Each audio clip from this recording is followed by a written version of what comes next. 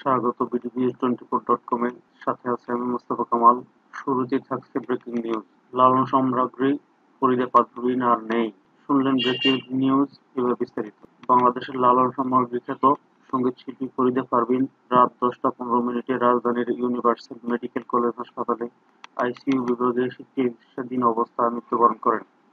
ইন্না লিল্লাহি ওয়া ইন্না ইলাইহি রাজিউন। তার মৃত্যুর খবরটি বিডিনিউজকে নিশ্চিত করেছেন চিকিৎসাধীন অতীশ কুমার চক্রবর্তী। গত 2 সেপ্টেম্বর থেকে হাসপাতালে আইসিইউতে চিকিৎসাধীন ছিলেন এই শিল্পী।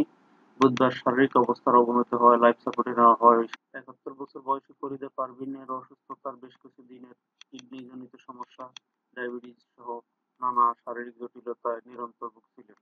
কিডনি ডায়ালিসিস চলত সপ্তাহে 2 দিন করে, তবে মাঝে মধ্যে অবস্থার অবনতি হয় তার। চলতি বছরে ৩ দফায় হাসপাতালে ভর্তি হয়ে চিকিৎসা নিতে হয়েছে তাকে। প্রথমবার ফেব্রুয়ারিতে শ্বাসকষ্টের সমস্যা নিয়ে ১৩ দিন হাসপাতাল থেকে বাসায় ফেরেন তিনি।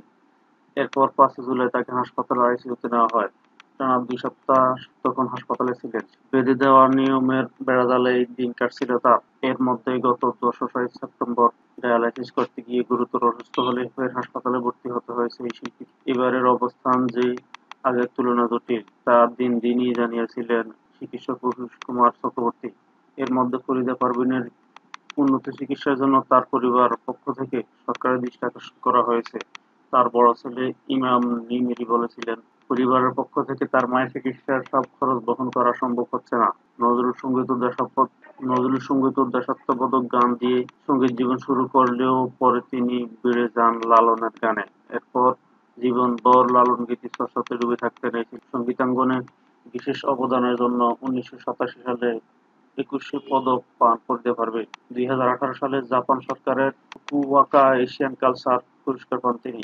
বেশ কয়েকটি চলচ্চিত্রের গানে কণ্ঠ দিয়েছেন। সেরা প্লেব্যাক গায়িকা হিসেবে জাতীয় পুরস্কার, চলচ্চিত্র পুরস্কার পেয়েছেন ১৯৯৩ সালে। ফরিদা পারভীনের কণ্ঠে লালনের গানের যে চর্চা হয়ে এসেছে গেল ৫ দশক ধরে, সেটি প্রজন্ম থেকে প্রজন্ম ছড়িয়ে দিতে প্রায় ১৬ বছর আগে তিনি প্রতিষ্ঠা করেন অচিন পাখির সঙ্গীত একাডেমি। কিন্তু শারীরিক অসুস্থতা, প্রতিষ্ঠানের আয়ের চেয়ে বেশি হওয়ায় এবং নিজস্ব ভবন না থাকায় প্রতিষ্ঠানটি টিকে থাকার লড়াই। শুনলেন ব্রেকিং নিউজ। বিডিনিউজ 24 চ্যানেলটি ভালো লাগলে সাবস্ক্রাইব করে সাথে থাকবেন। ইনশাআল্লাহ আবার দেখা হবে পরবর্তী কোনো নিউজে। সে পর্যন্ত নিরাপদে